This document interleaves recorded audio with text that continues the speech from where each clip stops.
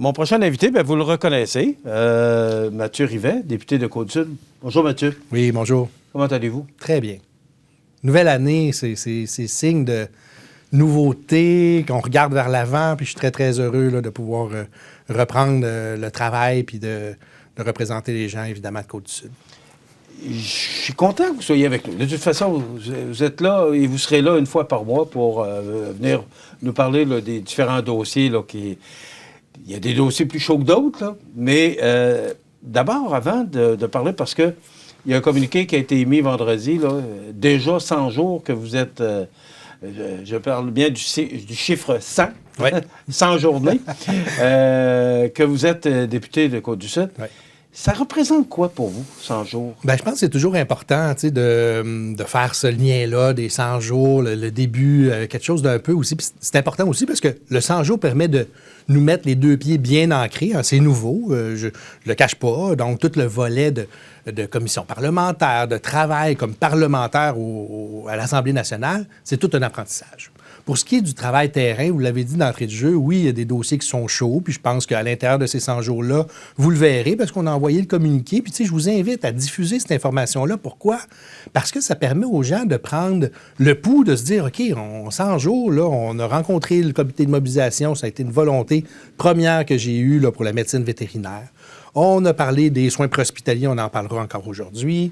Tu sais, tous les éléments là, qui sont justement des points chauds, bien, je pense que j'ai voulu rapidement pouvoir faire en sorte que les gens du milieu savent que je vais travailler avec proactivité, qu'on va se réunir, puis on va travailler ensemble. Puis je pense que le 100 jours là, nous permet de se dire, bien, quand il y a des enjeux importants dans nos milieux, bien, il faut être capable de travailler avec les élus, de travailler avec nos préfets, de pouvoir avoir une volonté de travailler ensemble. C'est ce que j'ai voulu instaurer avec mon équipe, avec ces valeurs-là qu'on souhaite établir.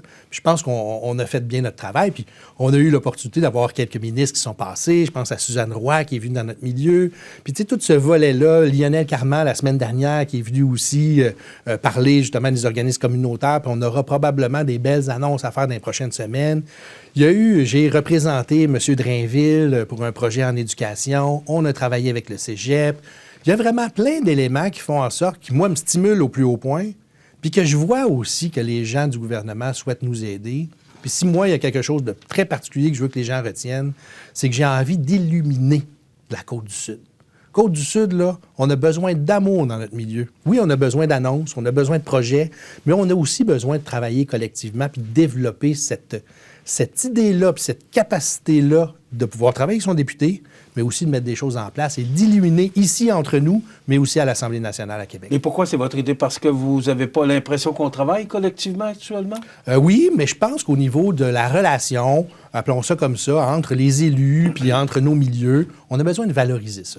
On a besoin de dire à la communauté, aux gens de notre milieu, combien leurs élus, autant local, au niveau municipal, mais aussi au niveau provincial, puis on en parlera peut-être aussi qu'au niveau fédéral aussi, on a avantage à se dire qu'on a un environnement politique actuellement qui est favorable à ce travail ensemble-là, puis à aller tirer notre épingle du jeu à différents niveaux. Parlons-en justement, là, parce que vous avez eu une rencontre avec Bernard Généreux. Bernard Généreux, la directrice générale de Bernard, c'est votre conjoint. Tout à fait. Amélie Dionne, c'est une ex-employée de Marie-Ève Proulx, qui était députée de Côte-du-Sud, qui est maintenant députée de la CAQ à Rivière-du-Loup. Oui. Vous avez eu une rencontre, tous nos tout bureaux, ensemble, les nos trois équipes, exact. Qu'est-ce que ça fait? Est-ce que ça nous donne une force, Mathieu, par rapport au fait que maintenant, on a M. Drainville juste à côté qui est à Lévis, là. Est-ce que ça nous donne une force pour nous, des citoyens de Côte-du-Sud? Moi, je l'ai dit aux élus là, que j'ai rencontrés, puis je pense que les gens le savent, là, puis j'ai mis une importance capitale. Puis dans les 100 jours, là, au lendemain des élections, je prenais un téléphone puis j'appelais les 45 maires de nos municipalités. J'ai des frissons en vous le disant parce que je pense qu'il y a quelque chose de beau qui s'installe. Puis là, on parle de M. Généreux qui, à sa volonté, à sa demande, nous a dit, moi, je trouve que ça serait une bonne idée. En immigration, dans les nouveaux arrivants qui arrivent ici, il y a une panoplie d'enjeux sur lesquels c'est important d'avoir une collaboration pour nos milieux, pas juste au niveau national, là, puis fédéral ou ici au Québec.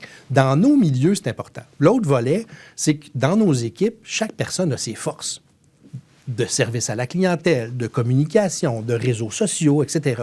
Pourquoi ne pas partager les forces de quelqu'un qui est au bureau d'Amélie Dionne, qui connaît très bien tel volet, et que les gens de mon bureau pourraient avoir avantage de prendre le téléphone et de dire « OK, comment tu fais ça? Comment tu y arrives? » Puis, à l'inverse, toute cette synergie-là, il y a un mot qui m'est très cher depuis longtemps, c'est le mot symbiose. Comment faire, justement, cette idée-là de travailler ensemble? Puis, M. Généreux a eu cette idée-là de nous réunir. C'était aussi social. Hein? On voulait aussi, puis on a fait ça à nos bureaux, au bureau de Saint-Pascal, à la MRC de Saint-Pascal. Ça a été un beau moment. Puis, je pense que les gens de nos bureaux qui travaillent dans nos équipes, nos attachés, ils ont vu cette volonté-là de savoir qu'ils pouvaient prendre le téléphone puis de se donner un coup de pouce. Puis on s'est promis qu'on allait refaire ça, peut-être à chaque saison, peut-être 2 fois par année, de se dire qu'on se réunissait. Puis moi, je le vois déjà, là. Il y en a des enjeux que notre personnel prend le téléphone actuellement puis dit « OK, Amélie, l'équipe d'Amélie, comment vous faites ça? » Puis ça nous permet de se connaître, puis c'est déjà une très bonne chose.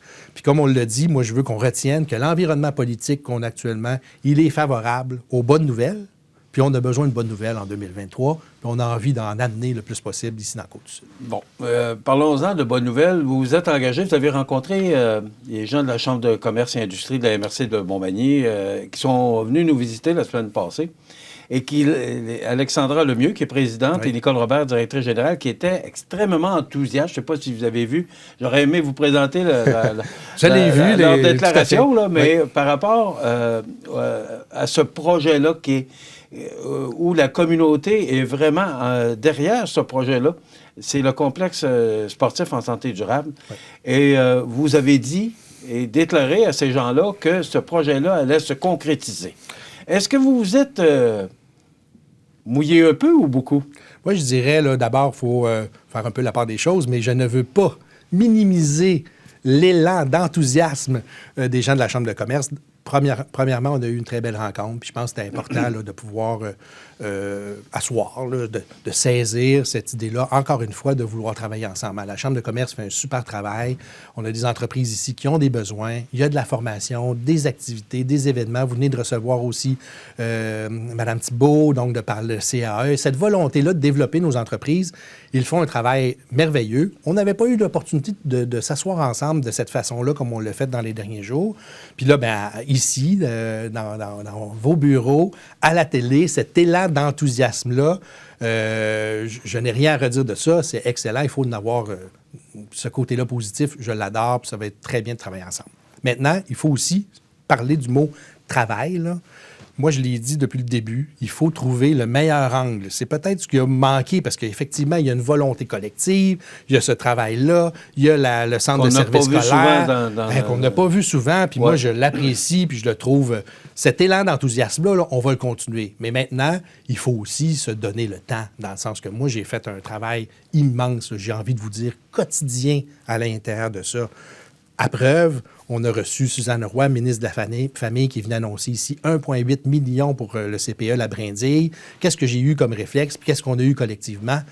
J'aimerais ça qu'elle vienne visiter notre école, la polyvalente Louis-Jacques-Cazot, puis qu'elle puisse se faire son opinion à elle, comme ministre, de se dire, OK, les infrastructures, on va avoir besoin d'aide. On a eu une rencontre dans les derniers jours aussi avec un représentant des bureaux de M. Drainville. On va multiplier ces rencontres-là pour s'assurer qu'au niveau politique, puis au niveau du programme, puis c'est ça qui est important à savoir là, dans quel programme ou dans quel, au pluriel programme, ce projet-là va pouvoir être cadré finalement. Mathieu, je vous arrête parce qu'on revient toujours à savoir dans quel programme on va le... Et pourtant, dans le PQI, il y a plusieurs milliards de dollars qui sont disponibles justement pour ce genre de projet-là, qui est pour tout le Québec. Mais c'est pas pour la Côte-du-Sud, pour Montmagny. Il y a de l'argent là. Pourquoi il y a des règles. Pourquoi c'est pas là? Je vais répondre très, très, très facilement. Il y a des règles. Puis bien là, pour l'instant, le projet, de la façon qu'il était présenté, bien, on n'est pas capable de cocher les règles. Fait que ce n'est pas juste une volonté politique. Vous le savez, si c'était le cas, tout le monde serait malheureux de cette situation-là. Moi, mon objectif, c'est d'aider le centre de service scolaire d'une façon plus particulière à pouvoir être capable de répondre aux règles gouvernementales, entre autres dans le PQI, pour pouvoir placer ce travail collectif-là qui a déjà été fait, de ne pas recommencer la roue. Non, Marie-Ève Proulx a déposé un projet au mois de juin. Écoutez, il y a eu un travail incroyable. Oui, Marie-Ève, les gens de notre milieu, la MRC, la Ville de Montmagny, le Centre de services scolaires, tout le monde a travaillé. Puis là, quand on dit travailler ensemble, là, moi, je lève mes pouces comme ça. Là. Puis soyez assurés que le jour qu'on annoncera officiellement ce projet-là, comment il sera annoncé? Est-ce qu'il sera annoncé au niveau de la rénovation de la palette sportive puis de la piscine, puis par la suite au niveau culturel, au niveau de la salle?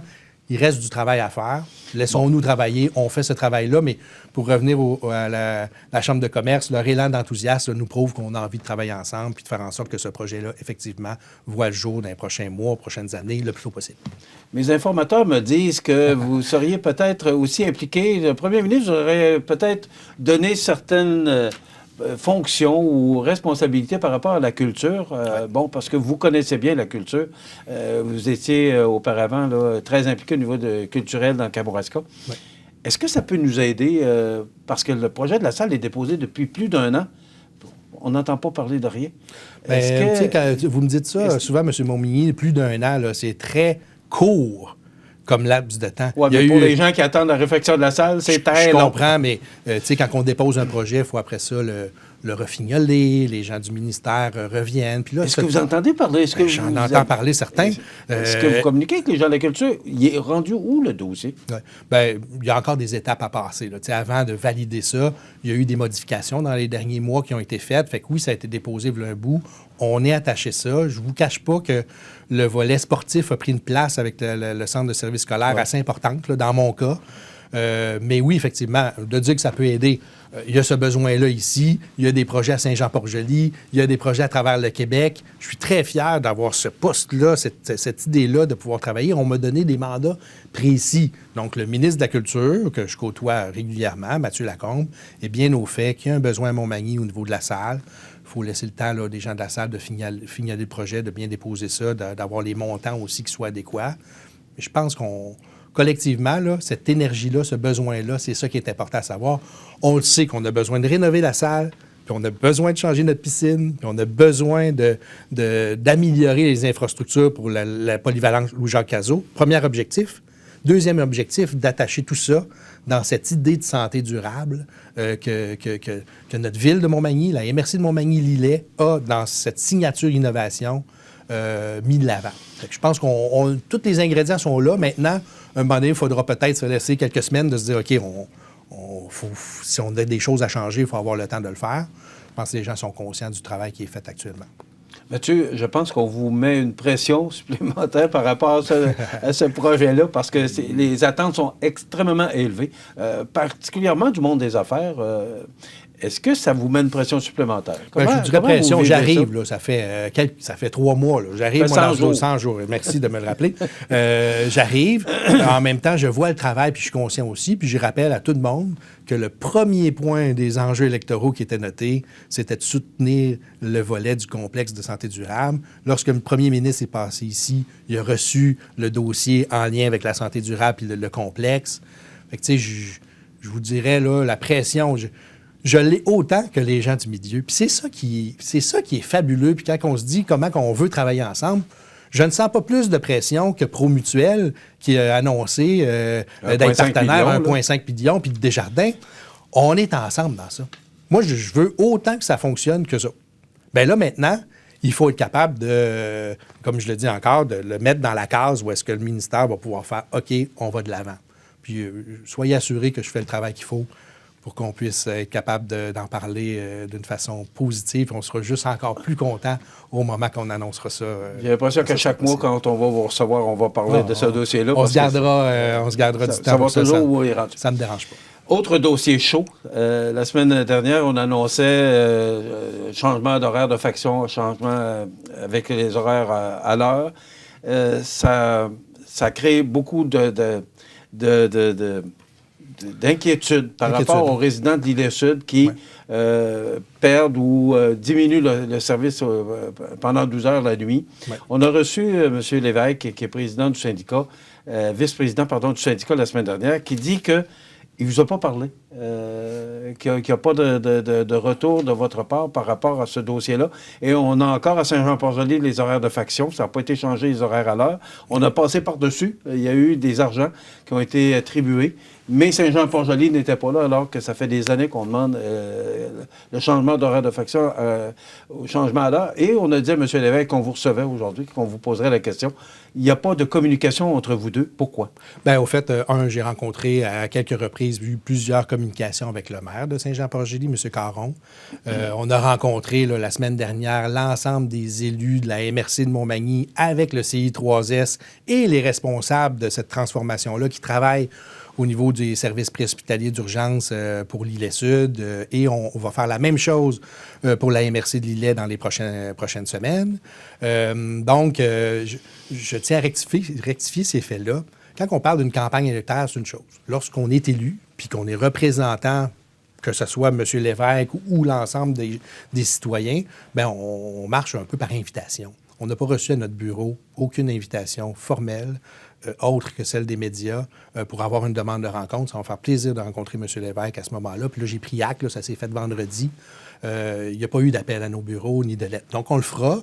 Mais ce qu'il faut faire aujourd'hui, c'est de rassurer les gens puis de leur dire qu'au mois de juin dernier, là, M. Dubé, Christian Dubé, notre ministre de la Santé, a annoncé 26 millions au Québec, dont 3,4 millions en Chaudière-Appalaches. Donc, on veut améliorer les choses. Est-ce que ça se fait d'une façon parfaite pour tout le monde dans chacune des conditions? C'est sûr que ce qu'on a vécu là, depuis vendredi, puis même vendredi, je parlais avec Mario Robitaille des services d'ambulance L'Îlet-Sud. Et cette semaine, on voit ce qui s'est passé. Donc, je pense qu'il faut que les gens savent que, on est au boulot, là, puis cette semaine, ça a réagi vite. On a réuni avec les gens du CI3S à qui j'ai parlé, les gens du cabinet de la santé. J'ai même eu une discussion seul à seul avec Christian Dubé pour parler des services préhospitaliers spécifiques de Saint-Fabien. Puis moi aussi, de bien comprendre, on s'entend qu'on a besoin de savoir exactement qu'est-ce qui s'est passé. Fait que bref, moi, mon idée aujourd'hui avec vous, puis vous verrez, là, dans la journée, là, j'espère que ça aura lieu aujourd'hui, vous allez recevoir un communiqué de nos bureaux pour un peu rectifier certains faits et leur dire que jamais le gouvernement du Québec va mettre en péril des citoyens d'une région. Puis j'espère que les gens sont assez témoins du travail qui est fait par notre gouvernement pour les régions du Québec pour témoigner de ça. Mais oui, il va y avoir une transformation. Et cette transformation-là, je vais vous citer quelques termes, puis il faut les avoir en tête. Elle fait partie d'un écosystème qui n'a jamais été vu au Québec. Depuis que les services de préhospitaliers ont été mis sur pied, il n'y a jamais eu autant d'investissements qu'à partir du 14 juin dernier. Puis c'est vrai que c'est pas facile de faire des transformations puis des changements. C'est vrai que ça peut affecter notre quotidien. On en est conscient. C'est pour ça que ça va être vérifié puis analysé quotidiennement par le CI3S de se dire, OK, le déploiement dynamique va-t-il bien fonctionner? Mais pour que tout ça puisse arriver d'une bonne façon, le déploiement dynamique, la paramédecine communautaire, puis ça, la paramédecine communautaire, là, ça va changer notre quotidien. Ça veut dire que nos ambulanciers qui sont dans leur ambulance payée à l'heure, ils ne sont pas chez eux en train de vivre leur quotidien puis de recevoir un appel puis de se dire, OK, je mets mes bottes, je m'en vais à la caserne, je fais un déplacement. Ils vont être déjà actifs. Donc, tout ça change. Puis oui, c'est vrai que la nuit, pour les ambulances L'Îlet-Sud, il n'y aura pas de service. Bien, ils n'utiliseront pas leur ambulance, mais les ambulances avoisinantes ne seront pas stationnées à Saint-Pamphile, ne seront pas stationnées à Saint-Jean-Port-Joli, à Montmagny. Tout ça va bouger. C'est ça la grande différence. Puis en plus, ils vont apporter un apport supplémentaire à notre communauté pour aider des personnes aînées à prendre leur médication, à faire de la prévention dans nos écoles. Donc, il va y avoir un rôle, des mandats différents, améliorés pour le service préhospitalier puis pour nos ambulanciers. Puis je pense que c'est l'avantage de tout le monde. Maintenant, est-ce que Saint-Jean-Port-Joli, Mathieu, était inclus là-dedans? Bien là, il est toujours à faction. C'est encore les horaires de faction? Il est toujours à faction. Puis, je pense que si l'inverse avait été fait puis que le gouvernement du Québec avait dit on va transformer tout le monde, ça aurait coûté, je n'ai pas les chiffres là, de cette évaluation. Bien, pour Saint-Jean-Port-Joli, on parlait d'un budget de 800 000 supplémentaires. Oui, pour une ambulance. C'est 851 000 environ, sûrement. Mais Saint-Jean-Port-Joli, après ça, en Beauce, etc. Là, je pense qu'il faut se laisser le temps de valider les choses. Vous savez que les ambulanciers sont aussi en moyen de pression actuellement. Fait que je pense qu'il faut laisser le temps et au gouvernement et à cette nouvelle façon de faire qui est annoncée seulement depuis juin dernier, de faire ses preuves, que ce soit validé par le CI3S, puis s'il y a des transformations supplémentaires à avoir lieu, je suis convaincu là, qu'on aura les bonnes discussions pour ça. Puis je peux vous dire que en même temps, cette inquiétude-là en ce moment que les gens de nos milieux ont pu avoir, on l'analyse, on la regarde, on est conscient de ça, on discute actuellement avec le cabinet, on regarde toutes les options possibles. Mais il faut quand même se dire que ces annonces-là ont été faites le 14 juin et la transformation n'a pas été encore faite. Donc, il n'y a personne qui peut valider actuellement que ça va prendre une demi-heure de plus ou 45 minutes de plus. Mais selon les rencontres que vous avez eues, quand est-ce qu'on pourrait mettre en branle là, le processus pour éviter justement ou rassurer les gens? Je pense que ce qui est important aujourd'hui, c'est de rassurer la population. Je suis d'accord avec de dire que si tu n'as pas de service ambulancier durant la nuit, je pense que c'est ce que les gens ont compris. Oui, mais ça, il ne faut plus le répéter parce que ce n'est pas vrai. Le service ambulancier va être différent. C'est un écosystème. Ça va aller aussi avec des premiers répondants dans nos milieux. Ça va aller aussi avec le fait du déploiement dynamique de nos ambulances. Ça veut dire que l'ambulance... La personne, elle n'est pas chez elle, là, en train de passer la balayeuse puis recevoir un appel. Elle est dans son ambulance, positionnée. Puis l'idée qu'on a eue à nos bureaux, puis je peux vous le dire que je vais essayer de trouver peut-être une solution pour faire ça. Il y a une organisation qui s'appelle COCA. Ça, c'est vraiment, on voit les ambulances, vous savez, ils sont géolocalisés. On sait exactement où est-ce qu'ils sont. Si une ambulance de l'Apocatière est en transfert vers Montmagny, bien, on le voit à l'ambulance concrètement. On voit l'ambulance, je sais pas, de Saint-Jean-Port-Joli. On est capable de cibler. Fait qu'on est capable de voir, OK, actuellement, dans les 2 prochaines heures, il va y avoir un trou de service à tel endroit. Donc, mais pour ça, vous comprenez ce que je veux dire? Mm-hmm. Et ça, c'est tout un système informatisé qui serait peut-être intéressant que certains de nos élus ou voire même les ambulanciers, un service ambulancier, puissent voir comment ça fonctionne avec le CI3S pour organiser ça, pour mieux comprendre le déploiement dynamique et où le gouvernement veut aller avec ça. Mais à la base, ça devrait être une bonne nouvelle. C'est des investissements importants.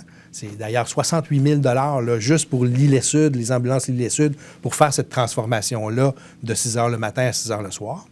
Puis, je pense que le CI3S a bien expliqué à M. Robitaille aussi que cette transformation-là, elle était facultative. Là. Si les gens du milieu à l'Îlet-Sud et que M. Robitaille voit qu'il aimerait mieux attendre plus longtemps pour faire cette transformation-là, c'est tout à fait libre à lui de négocier avec le CI3S actuellement pour conserver l'horaire de faction encore quelques mois. Il y a beaucoup de dossiers sur la table, on le sait, et on le voit bien. Là. En quelques secondes, c'est quoi vos priorités pour 2023? Parce qu'on commence une nouvelle année. Les 100 jours sont passés. Maintenant, c'est quoi vos priorités pour 2023?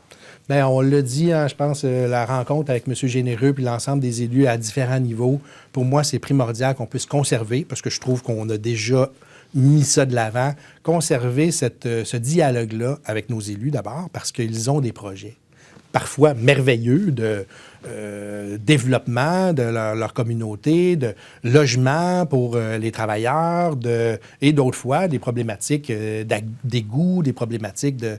Bon, bien, tout ça, j'ai envie qu'ils puissent savoir que nos bureaux, que notre équipe, elle est à l'écoute et qu'on veut les aider dans leur développement. Premier point, ça, je pense que c'est l'élément primordial, je le dis depuis le début, j'ai envie qu'on saisisse ça ensemble. Premier point. Deuxième point, évidemment, complexe ici à Montmagny, c'est un élément qui va être un travail quotidien pour moi. Je veux qu'on trouve l'issue de ce projet-là, puis je pense que mes collègues, ils le savent aussi, et ils ont envie de nous aider pour qu'on trouve le bon chemin pour arriver à bon port dans ce projet-là. Je sais aussi que partout dans le Kamouraska, dans l'Îlet, dans Montmagny, on a des spécificités propres entre les MRC. Hein? On a notre couleur propre. Bien, en même temps, on travaille aussi un peu en silo. Donc, tu sais, je pense, j'ai rencontré dernièrement les services d'immigration aussi, Montmagny accueille, donc les nouveaux arrivants qui arrivent ici. Il y a un travail exceptionnel qui est fait, puis qu'on ne voit pas tant que ça. Bien, moi, cette idée-là de se réunir et un peu comme on a fait avec M. Généreux, de se dire pourquoi le service d'accueil au Kamouraska, à l'Îlet et à Montmagny, on ne pourrait pas avoir un moment ou deux durant l'année où est-ce qu'on se réunit, puis qu'on travaille ensemble, puis qu'on partage nos bonnes pratiques, puis qu'on réfléchit sur la suite des choses. Bien, ça, j'aimerais ça mettre ça sur pied aussi. Fait que dans ce volet-là, mais aussi dans bien d'autres volets. On va vous souhaiter une bonne et heureuse année. Merci infiniment. Et on se retrouve le 20 février. Avec plaisir. Merci beaucoup. Mathieu Rivet, député de Côte-du-Sud.